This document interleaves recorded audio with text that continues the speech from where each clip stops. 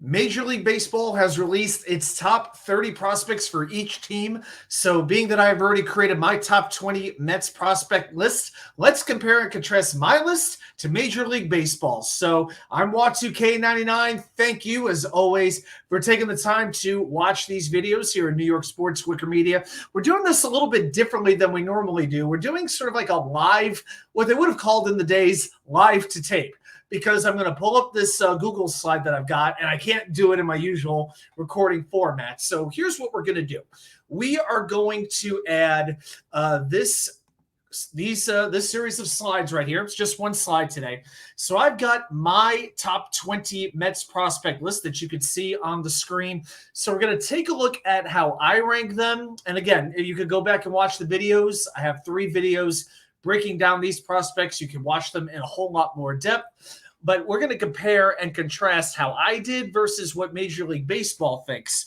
So there's a couple of things that stand out. First of all, my top 4 and Major League Baseball's top 4 match exactly. Ryanclifford at 4, luisangelacuna at 3, Drew Gilbert at 2, and Jettwilliams as the number 1 prospect. The only other prospect who I matched the MLB's position on is Mikevasil, the pitcher at number 11, who could very well find himself in the New York Mets rotation at some time this season. But there are a couple of things that are a little bit different.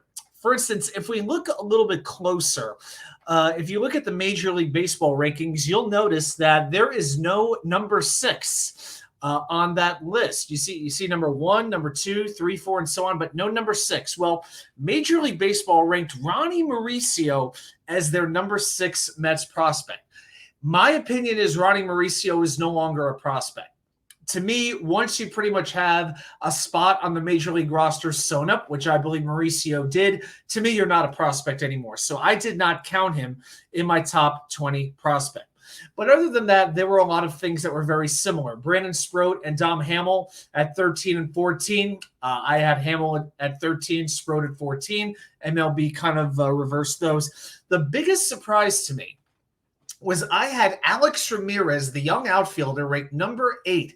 I had him in my top 10, even though he had a little bit of a difficult 2023 season.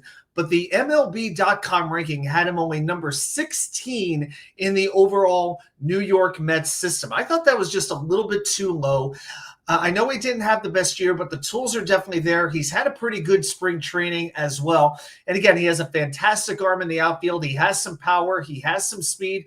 He has a lot of tools. He's just got to put them all together. But I think to drop him to 16 was just way, way over the top. Another difference, they had Christianscott ranked number 5 on their rankings. I had him at number 10.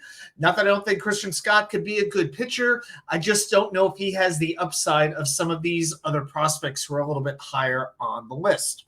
Also, Jeremy Rodriguez, the shortstop that they got during the trade deadline last year, I had him at 19. He wasn't even in the top. I don't even think he was in the top 30 last year at the 2023 rankings. MLB's already got him at number 12. So they really, really like Jeremy Rodriguez, who I believe is only 17, 18 years old.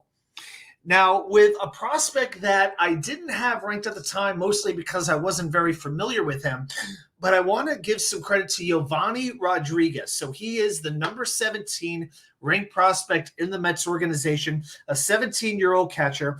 He was ranked number 6 on MLB Pipeline's list of top 50 international prospects. He was the top catcher in the class, and the Mets gave him more than half of their $5.2 million pool went to Rodriguez.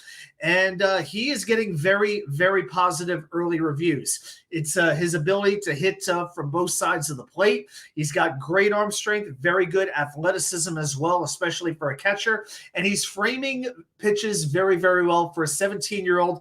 Very, very impressive. So he's probably about 4 to 5 years away. But right now, Giovanni Rodriguez, that was the number 17 pitcher, number 17 prospect, who I didn't have on my list. The 2 prospects I had on my list were Luis Rodriguez, the left-handed pitcher, number 20, who's dealt with a few injury issues, and also Justin Jarvis, who they got from Milwaukee in exchange for Mark Canha. But other than that, yeah, not too many crazy differences. A lot of these picks are, one or two numbers off. So, hey, maybe I'm right. Maybe MLB.com is right. You never know. But I thought I would just take a look at that and see how Major League Baseball is sort of perceiving the Mets farm system to be looking right now.